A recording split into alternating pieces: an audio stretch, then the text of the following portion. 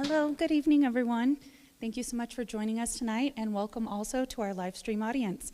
My name is Amanda, and I'm part of the Haley Public Library team. It is my great pleasure tonight to introduce Shannon Jackson, who is here this evening to take us on an awe-inspiring as her challenging bikepacking adventure through Iceland. She is a retired dietitian, a sports nutritionist, an author, a photographer, an avid Nordic skier, a mountain biker, and a hiker. Shannon Jackson and her husband Don embarked on a July 2025 trip to Iceland, an unsupported cycling journey across the island. They traveled through landscapes of bright green, moss-covered volcanoes, colorful mountains, and vast lava fields. Ferocious wind, rain, glacial river crossings, and miles of desolate volcanic sand added to the challenge and made the experience unique. When asked about their Iceland trek, Shannon said, "When I started the ride, I was worried the challenges would be too demanding, and yet after 10 days, I never wanted the trip to end. I enjoyed the desolation, solitude, and monochromatic landscape, and was surprised by how much I would later appreciate the presence of color and the simple sound of a bird's call. I am sure you will be swept away by her adventures as she guides you through the grand and thrilling landscapes of the land of fire and ice." Please help me welcome Shannon. Thank you.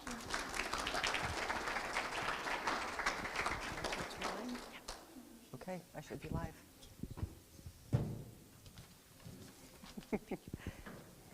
Thanks, Amanda, for the warm welcome and introduction, and thank all of you for being here this evening and for your interest in our trip through Iceland. First thing I'm going to do is go ahead and introduce my husband, Don. Don, wave to everybody, just in case they don't know you. He's going to be the face on most of those photos, so I wanted to make sure that you knew who he was. Okay, let's get started. To make sure that we are all thinking about the same place, Iceland, it's located in the North Atlantic between Greenland and Norway, just below the Arctic Circle, and for reference, it has the same latitude as Fairbanks, Alaska. We flew into Reykjavik, which is over on the western part of the island. My pointer isn't going to work. My slides are too bright, so I can't use the laser pointer. I'm going to be doing a lot of this tonight. Just bear with me. We flew into Reykjavik and had a car service drive us to the southern tip down to the small town of Vik. We actually cycled from the south to the north, from Vik to Akureyri on what is called the Iceland Divide. Now, it's called the Iceland Divide for more than just the fact that it visually divides the country into two halves. Our route roughly followed the fault line of the mid-ocean ridge where the Euro-Asian and the North American tectonic plates are slowly moving apart, causing a lot of volcanic activity. Our route traveled past volcanoes and in lava fields and glaciers, including the Vatnajökull Glacier, which is considered the fourth largest ice field in the world. The road that goes around the island is called the Ring Road. And with about 385,000 people living on the island, most of them live in the small towns that are around the Ring Road, with about 60% of the population living in Reykjavik. This area here, in between the ice caps, that area is called the Central Highlands, and it is an uninhabited area that is only accessible a few months out of the year when it's clear of snow.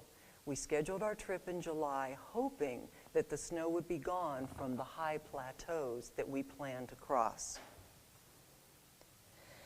The Iceland Divide is known for being as challenging as it is beautiful.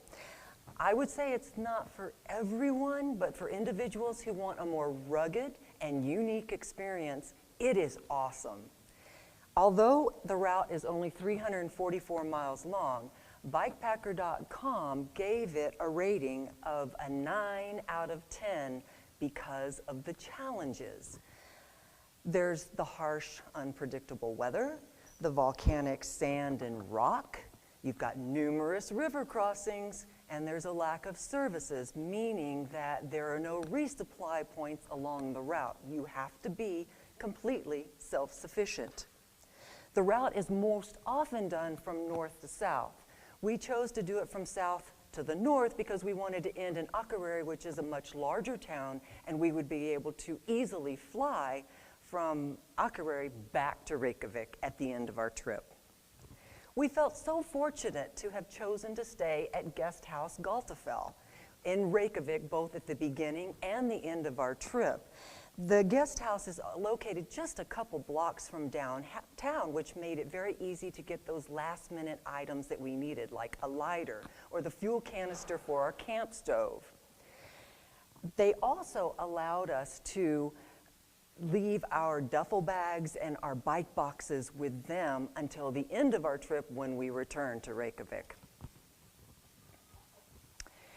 It seemed like in Reykjavik and every other town that we visited, there was always a landmark church high up on a hill that made things so easy to maneuver ourselves in the city because we could always see the church and we could orient ourselves. This one has beautiful architecture created to resemble a waterfall, like the many waterfalls that they have across the country.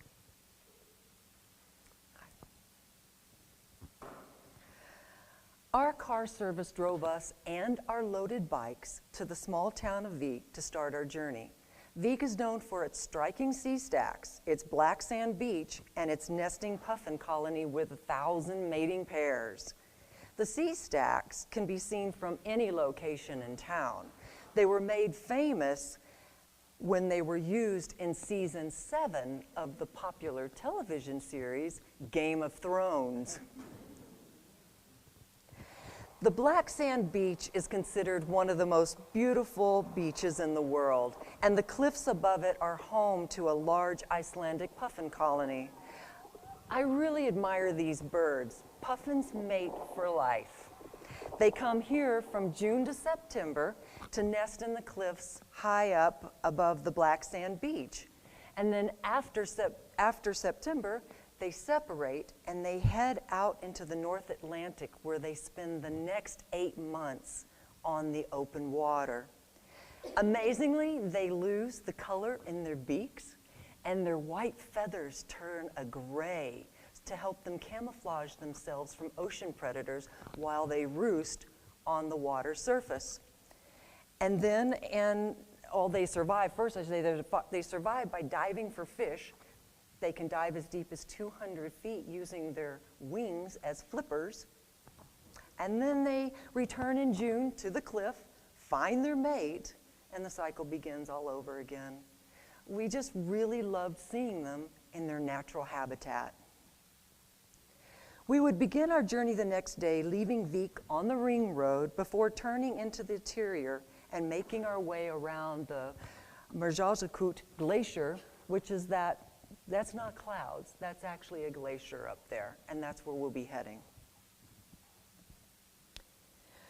Okay, when we arrived in Iceland, it was raining, and when we left 15 days later, it was raining.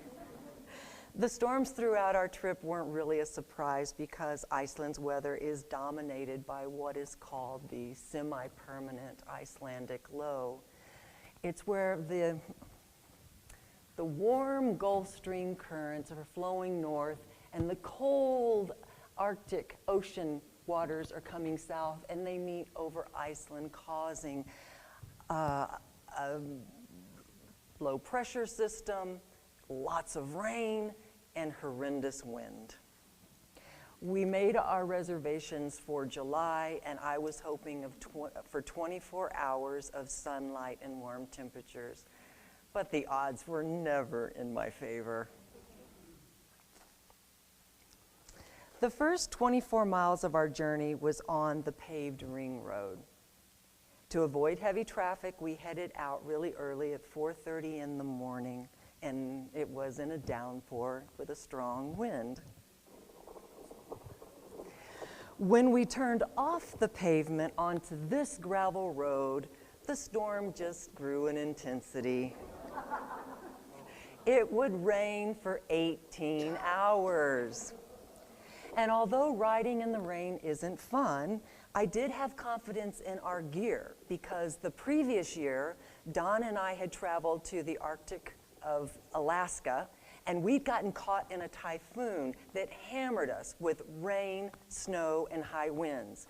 Our gear worked well then, so I expected it to keep us comfortable this time.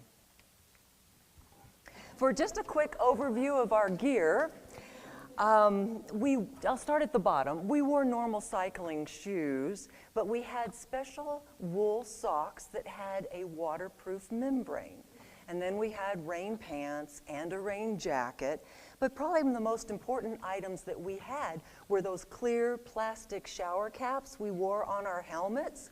They kept the rain from coming through the vents and getting our head wet and running down our necks. And then those blue XXL large size dishwashing gloves.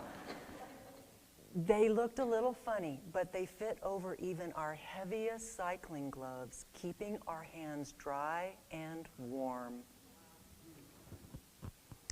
The scenery in the southern section of our trip was really pretty.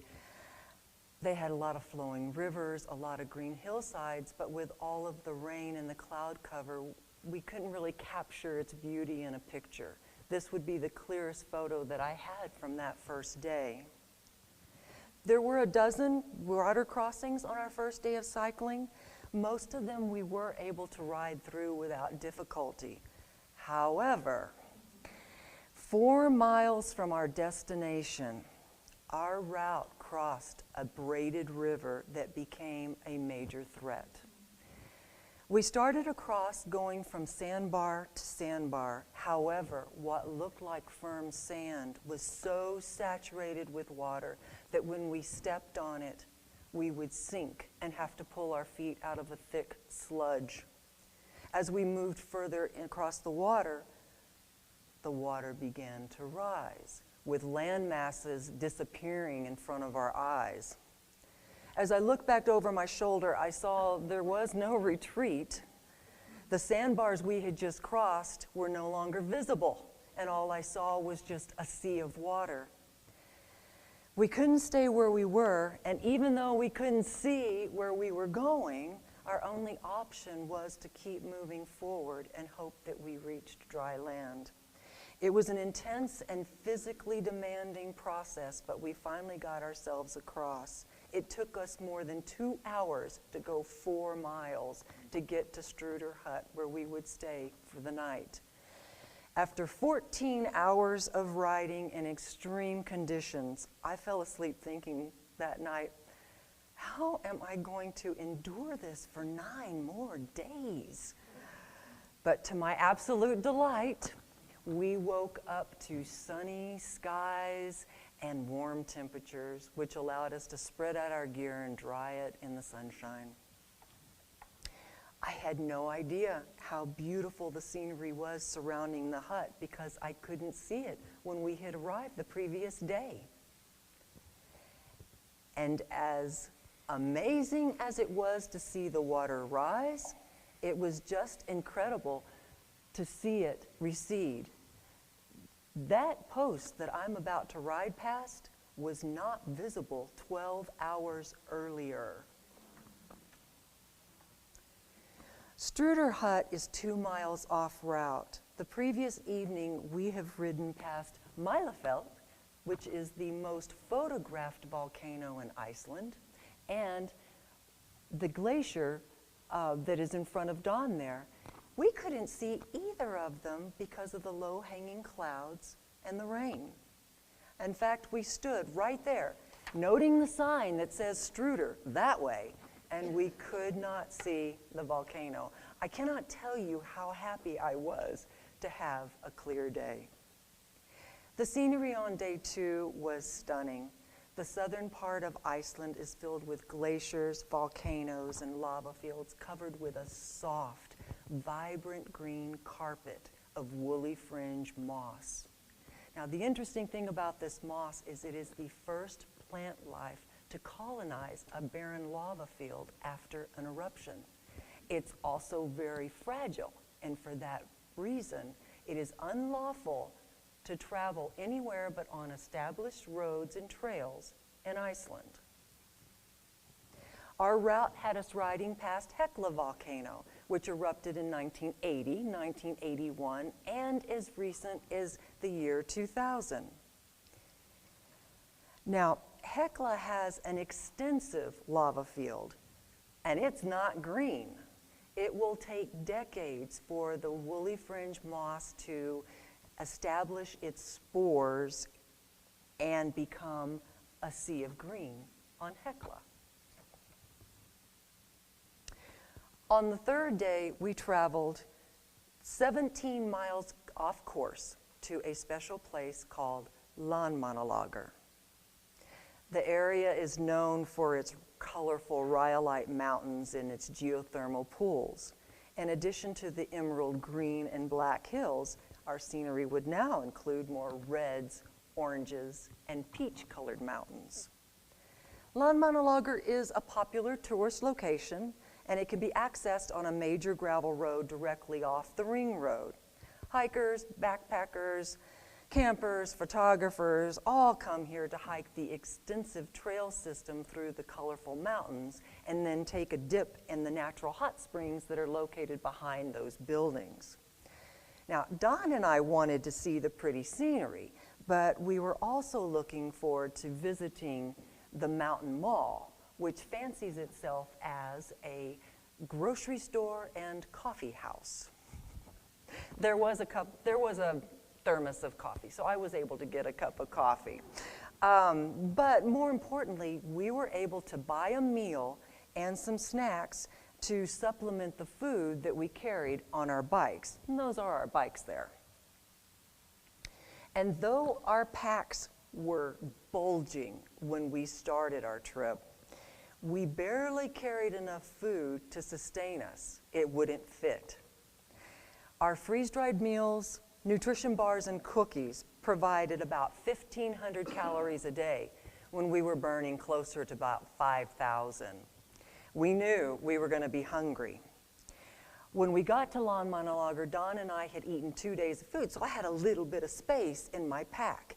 And my plan was to fill those packs back up with items from these shelves.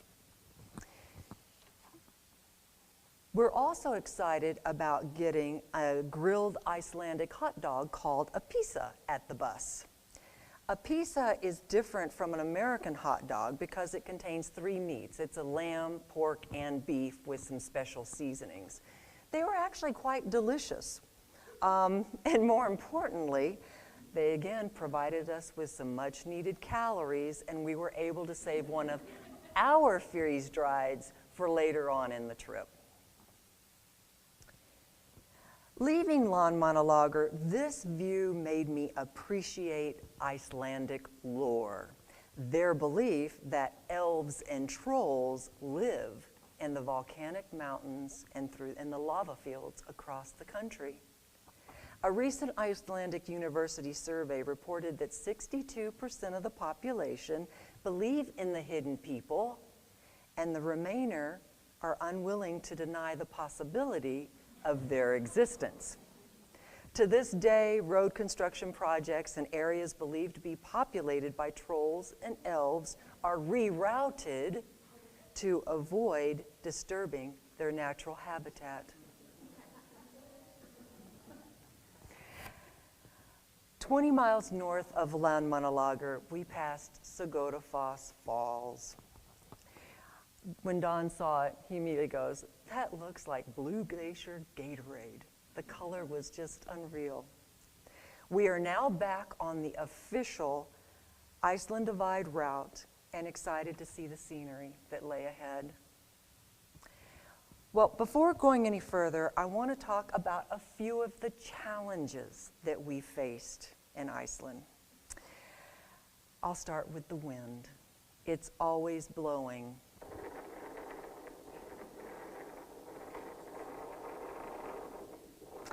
Our packs acted like sails on a boat, and a big gust would come through and just blow us to the side of the road. We expended a lot of energy moving forward and had to compensate for the wind just to stay upright.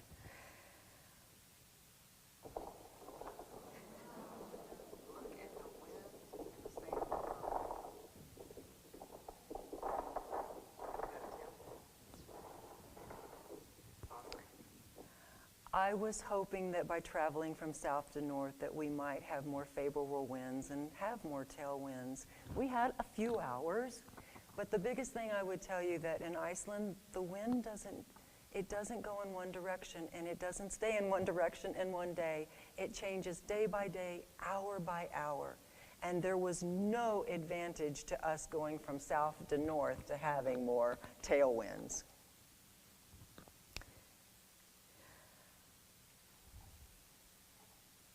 At one point, Don and I had traveled down a road, and we were in a huge headwind. Don looked over me with a wry smile on his face and says, "Hey, let's get out of the wind and have some lunch." And I'm thinking, where are you going to get out of the wind? That's when he pointed over his shoulder at the big rock. And it was perfect. We hunkered down behind that rock and had a great lunch break. In a land that has no structures and no trees, you're always looking for a way to get out of the wind. Just like the wind, the sand is a constant challenge throughout all the terrain in Iceland. Now, we use the same bike setup that we had successfully used on the Great Divide mountain bike route and our journey through the Alaskan Arctic. However, we found that our 2.2-inch mountain bike tires were barely adequate for the sand that was in Iceland. And riding in the sand can be pretty slow and difficult. Don did take a couple falls, and I caught one on video. Don took a fall. There's his chapstick. He went flying. You can see where he landed. No blood, amazingly. Sand, something else. Coming downhill, see what happened. Got over into the soft stuff, and well, that's all she wrote. Shortly after taking this picture, we met 3 southbound gravel riders, and they warned us that they had been walking for 2 days because they had very narrow tires. We found that we were able to ride most of the sand with our wider tires, but I do admit that it was difficult at times. Okay, the most significant challenge for us on the Iceland Divide was the river crossings. We would encounter only one pedestrian bridge, and there it is, the entire route across the country. Given the ferocity of that water, I was really glad that we had a way to walk across. This is a typical river crossing in Iceland. In the first half of our journey, we had dozens of these each day. The river crossings were so frequent, we quickly abandoned changing into water shoes to get across. We learned that lesson on day 1. Our water shoes became camp shoes. Most of these rivers and streams are glacial melt, and they're full of silt, making the bottom impossible to see. They were also very cold, averaging about 34 degrees.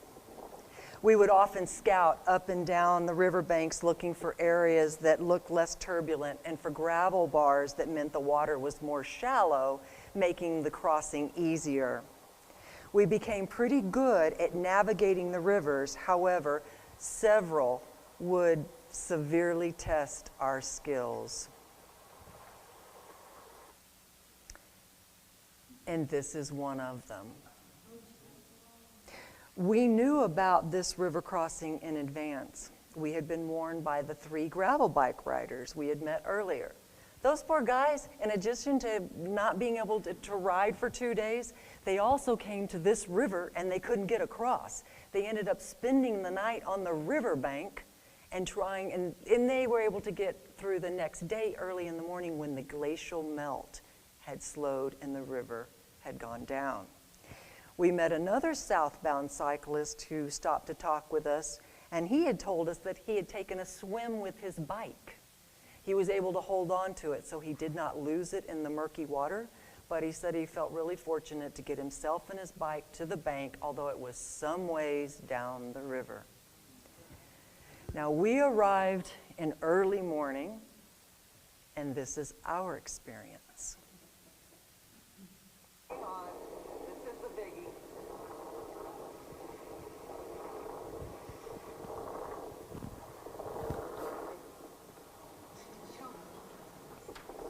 You want 2 at a time? Can we do it together?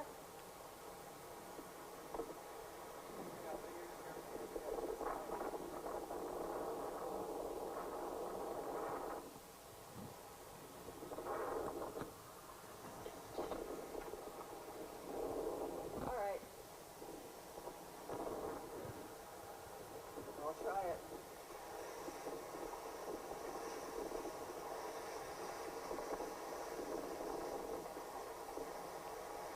Gonna take you? Let's go back. Within just a couple of feet of leaving the bank, we found the water was way too rapid and too deep. We couldn't get across.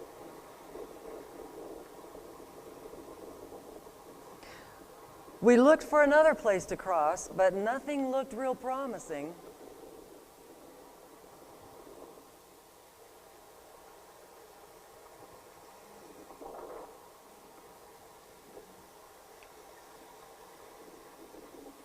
I don't know. One bite.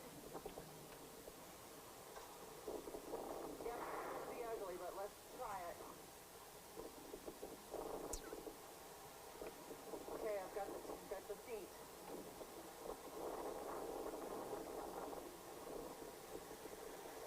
Yeah, I know. Aim for the rocks.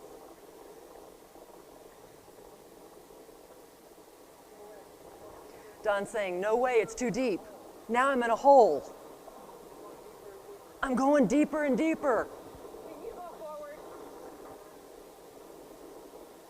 Don't. Okay. Can you push the bike? He goes, I can't push it. It's I'm mired in the deep sand.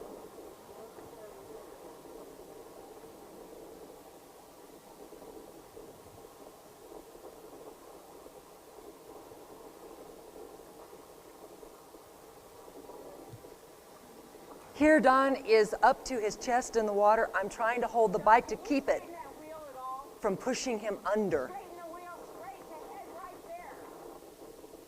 Straighten it to head there. And I'm pushing as hard as I can. Ready? Aim for the rocks just like before. Third time's the charm. We finally found a location that we felt we could cross. Now, the water's really murky here. We don't know how deep it is. We're having to step carefully. One misstep, we would have gone under.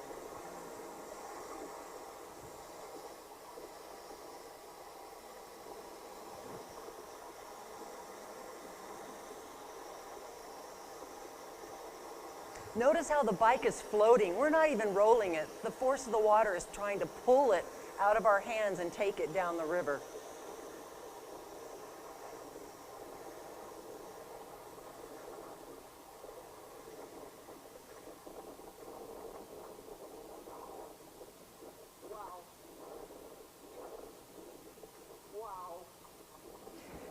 And I'm walking funny, my feet are frozen.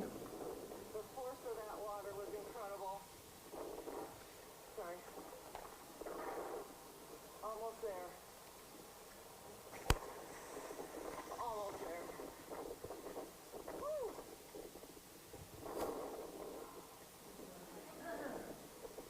And icy cold. Wow, survived it. We would have to cross that river 3 times to get both bikes across. This major water crossing occurred on our 5th day of travel. We had successfully conquered the last of the big river crossings, but not without them leaving their mark. After all the river crossings, I was physically bloodied, battered, and bruised, but feeling emotionally triumphant at having successfully conquered the challenges of the terrain. From this day forward, we would begin traveling through the Central Highlands, where water crossings are no longer an issue. Now our focus will be shifted to finding water. Hello. Okay. Our landscape transitioned to vistas filled with mountains, volcanic sand, and gravel. Now we're relying on both the yellow wands and our GPS, because in this landscape, the roads can become sand-covered and disappear in a matter of hours from the blowing wind.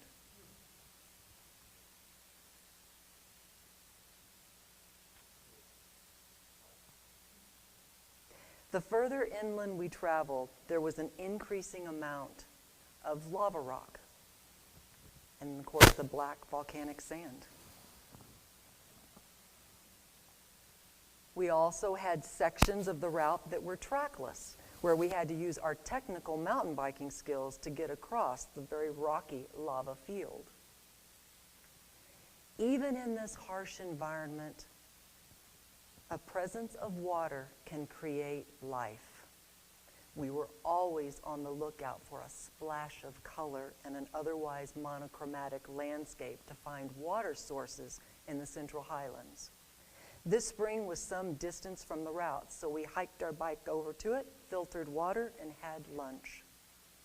The existence of water in a black volcanic desert created a few striking, colorful landscapes, like this blue flowing river at the bottom of a deep canyon, or the area surrounding the stream that is covered with bright green grass and colorful flowers. We affectionately called this Fairy Tale Camp. After riding for hours through black sand, the colorful setting of grass and flowers was shocking to see, and we were instantly drawn to it. With the sound of the raging river as a backdrop, we had a very comfortable night's sleep. Most of our campsites were on volcanic sand. We stopped here late in the day after pedaling for 10 hours. We were low on water, and we saw the remnant snow patch there that's in the photo. It was on the side of a hill. Our next known water source was still a couple of hours away. Although the snow was covered in black volcanic sand, its slow melt provided a clear source of water for us to filter. Our coldest camp we named Cold Camp. It was at the base of the Vatnajökull Glacier, and it was here that we learned about yet another source of wind in Iceland called katabatic wind, which flows down the walls of a glacier under the force of gravity and can produce winds as high as 140 miles per hour in the Central Highlands. Fortunately for us, the wind was fairly mild, but it still felt like I had an air conditioner on full blast blowing into the tent all night. And that right there, what you were seeing, that is the edge of the glacier. It's just covered in black sand.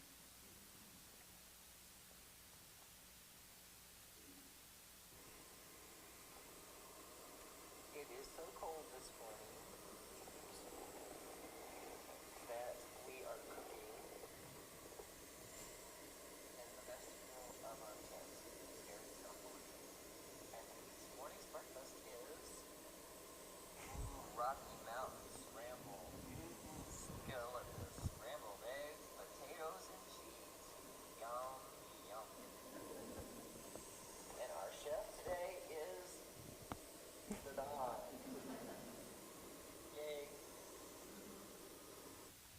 This is the first time that Don and I have actually cooked inside our tent. In fact, it's the first time that we've ever had food inside our tent. But we felt safe to do so because Iceland doesn't have any predators. This is our favorite campsite. It was up on a hill, sheltered from the wind by a large boulder. We called it Beautiful Desolation. There were no sounds except for the slight rustling of our tent in the light breeze. There was absolutely no signs of life. It was like we were the last living things on the planet. It was so tranquil, Don said it was the best night's sleep he's ever had. And if you think this area looks like the moon, our astronauts started training here in the 1960s for the Apollo moon missions. They continue to train here to this day for future missions to both the moon and to Mars. Parts of the Central Highlands are considered identical to the surface of Mars 3 billion years ago, and by studying the landscape, NASA hopes to be able to identify the presence of past life on Mars.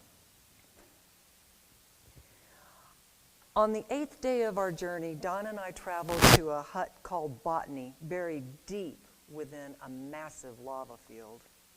The route was difficult, but it was fun picking our way across the plateau and big slabs of lava rock and sand. We actually traveled on this type of terrain for the entire second half of the day.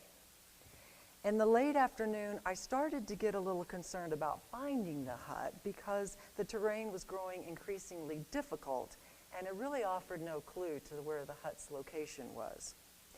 And at this point, I don't have yellow wands. I've got those little rock cairns to look for, and trying to look for those cairns in that environment with just rock, it was really difficult.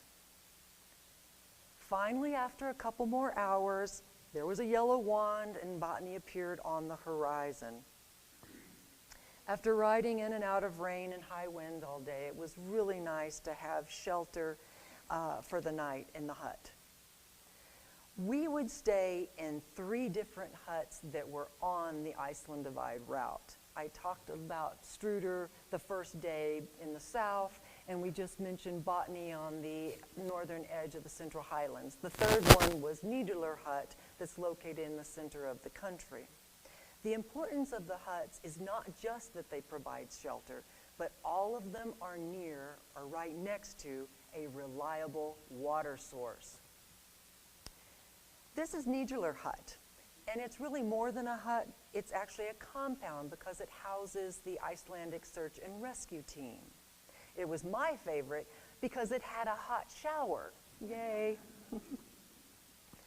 Okay, this is Ditchafell Hut. We did not stay at this hut, but we stopped because we needed water, and it had a reliable water source. The size and setup of this hut is typical for a hut in the Central Highlands. This is Gingerbell Hut. It's really adorable. 4 sleeping pads on the bottom. We've got another 4 up on top in the loft.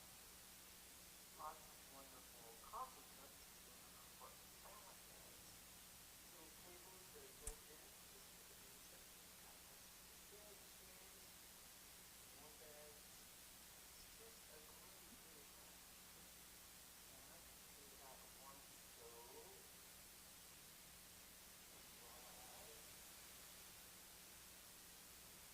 So you can cook because cooking, little cooking is happening. It's just a little great place to stay. We spent a wonderful night at Botany and felt lucky because we had the whole place to ourselves.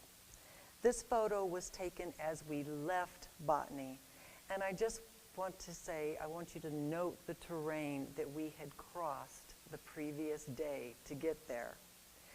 We were quite surprised to find out that we had to repeat that effort to get out of Botany and get to the coastal plains.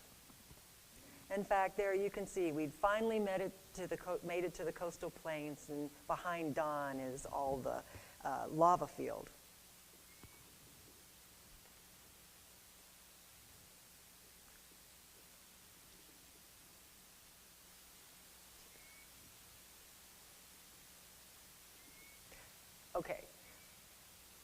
I was delighted to hear the bird calling. We had not heard a sound life anywhere for 2 to 3 days. So the fact that we heard these birds was delightful. Within a couple miles, our double track transitioned into grass-covered rangeland where we began to see sheep.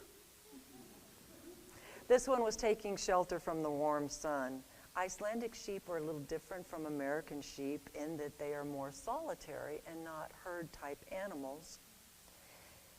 They also have a different kind of coat on them. They all have horns, and their coats are actually a double layered with a long outer coarse one that helps protect them from the cold Icelandic environment.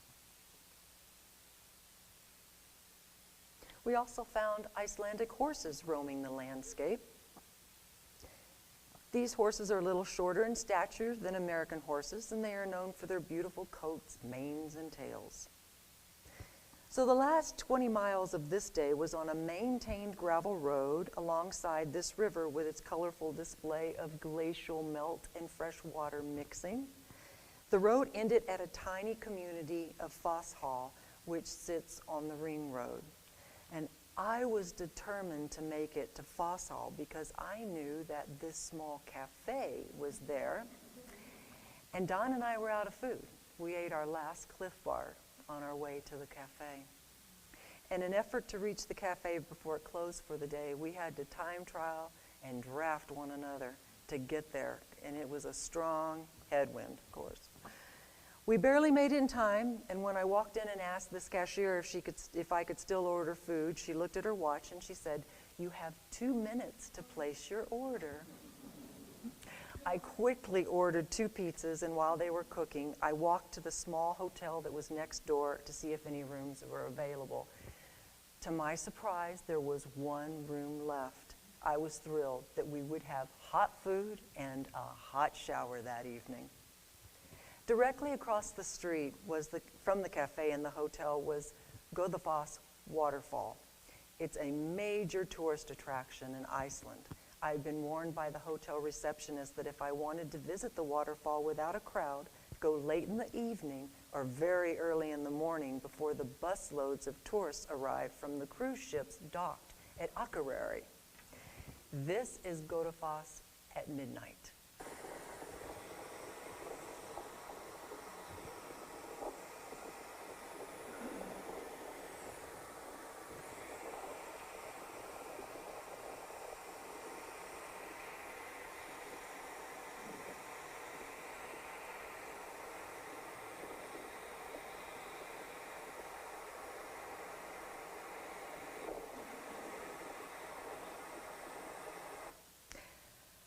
Our final day was a 30-mile ride on the paved ring road from Fosshall to Akureyri. Akureyri is at the end of this pretty fjord, and we're about 9 miles from the location. This view will also show the ring road. I will admit that Don and I were a little surprised that it had absolutely no shoulders on it. Akureyri is a routine stop for all the cruise ships that visit Iceland. We spent the night there and then flew from Akureyri to Reykjavik the next morning. The most interesting thing about our flight is that we did not have to pack our bikes. We simply rolled them up and they put them on the plane, and then they handed them to us when we were in Reykjavik, and we mounted them and rode off the tarmac on our way back to the guest house. Pretty unique there.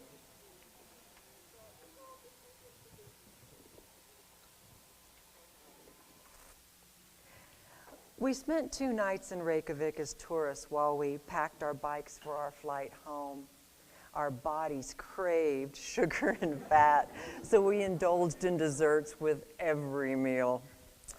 We visited as many bakeries as we could find, and we really liked the Icelandic donut.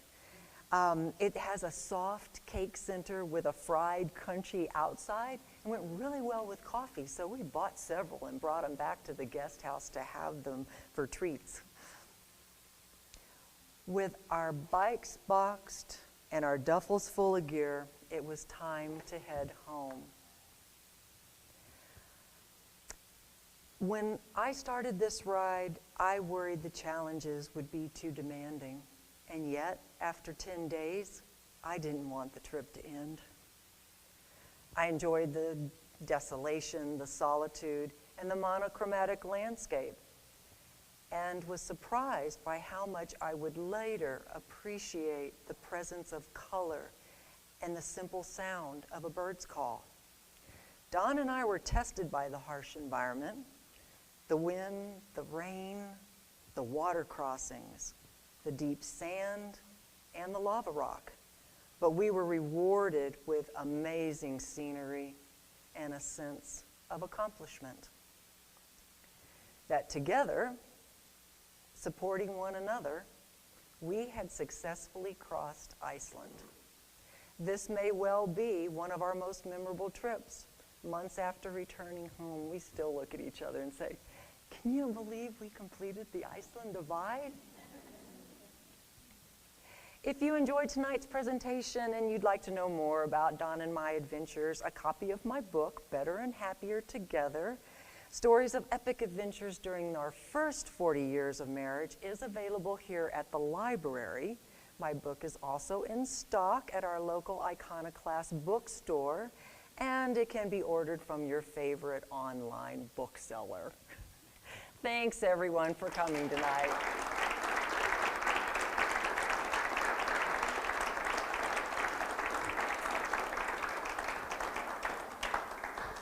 Hello, everybody. Not to sneak out as the gremlin in the corner, but if you guys have any questions, I'm sure that Shannon would love to answer any questions, but we're going to ask you to take your turn and raise your hand, and she would be happy to answer anything that you have. But I am going to ask the first question because this has been bugging me this whole time.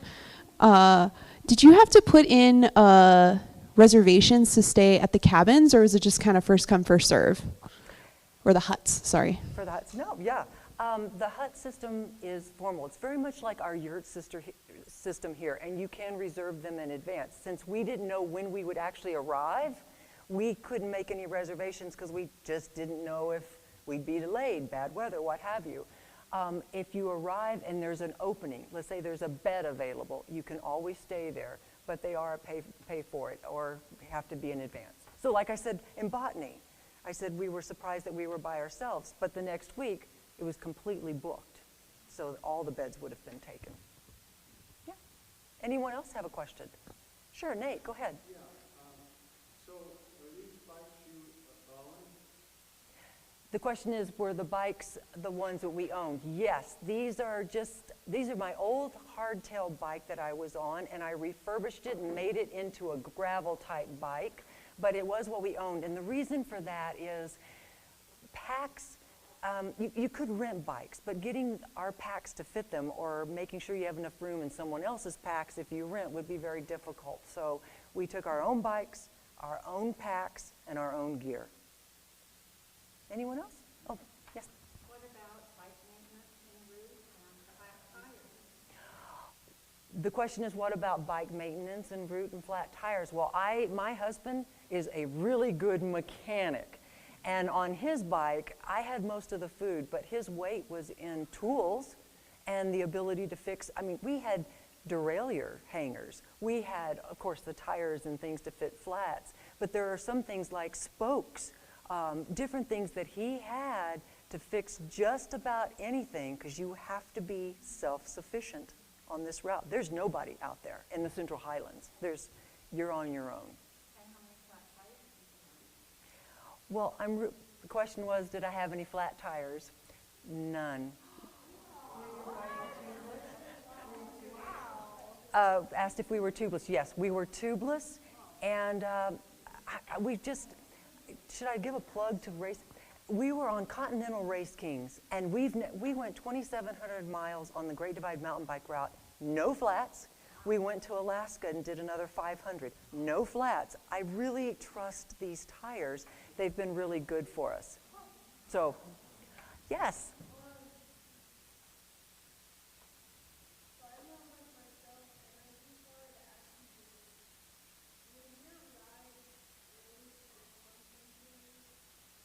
He asked if my ride was really steep on some of the terrain. Yes, it was over 20% grades. And the trails are made for four-wheel drives and, you know, big heavy trucks and things, so they weren't made with mountain biking in mind. So yeah, some of them were. Yes? How many people do this every year? I mean, on bikes? The question was how many people do this every year on a bike. I don't have actual numbers. I did try to find that out. I just know that during the time that we were there, so say our 10 days that we were there, we passed about 8 people that were doing it. So if you took a 10-day period and multiplied it throughout the 3 months that you could do it, that would probably give you a pretty good indication of how many people do the Iceland Divide. Oh, Nate, go ahead, Nate. Yes, the question was, did I lose some weight? Yeah, I needed to lose a few pounds, so yeah, I came back smaller. There was no way to get around it. You just could not carry enough to feed yourself. Kurt. Since this was a relative, you followed, I didn't see any vehicles in the pictures. Does it travel much? If you see, like, four-wheel drive, The question was, did we see very many people driving it, or was there many vehicles on the road? The southern part of Iceland, our first, say, 150 miles, where you saw all the green and emerald colored mountains. In that area, there are a lot of four-wheel drives, big rigs. I'd never seen this before. It's the type where they actually pump up and down the tires. They have a mechanical ability to let them out and pump them back up. A lot of big rigs in the south. Once we got to the Central Highlands, everything changed. Like I said, we went 3 days without seeing anyone or anything, a blade of grass, anything. So, yeah.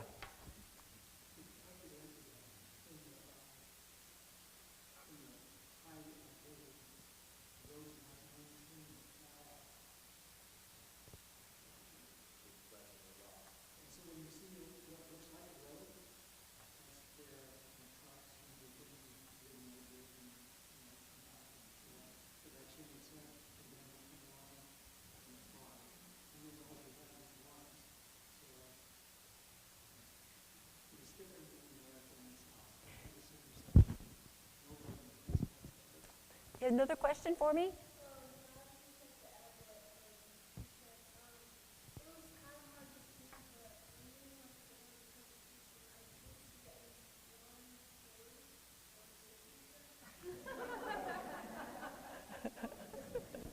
Thanks for adding that. That's good. You saw a truck, one Ford 150. Yes, please.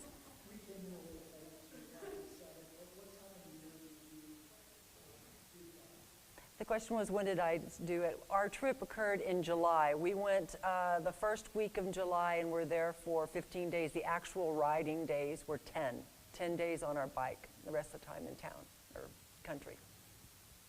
Anyone? Yes? What's next?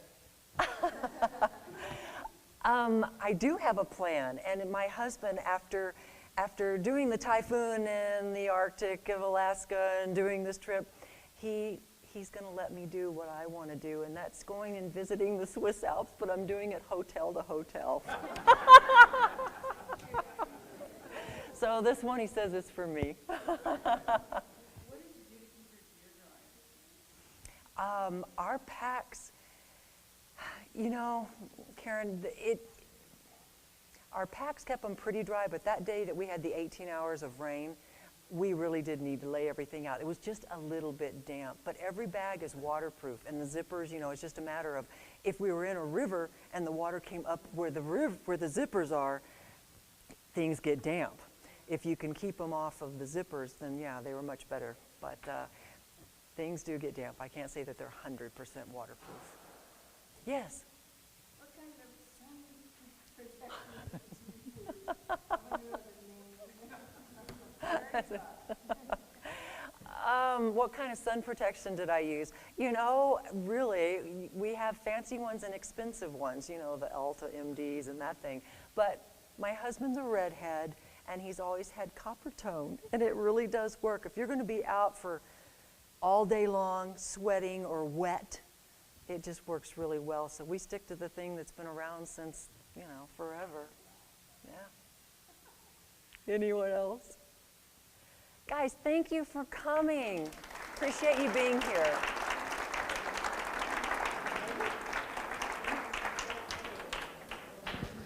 Hi guys, thank you so much for coming. If you want to watch this again, we will have this on our YouTube channel, and we're also going to clean it up, make it a little nicer too. So if you want to watch anything, go back. Thank you guys for coming in, and you have a wonderful evening.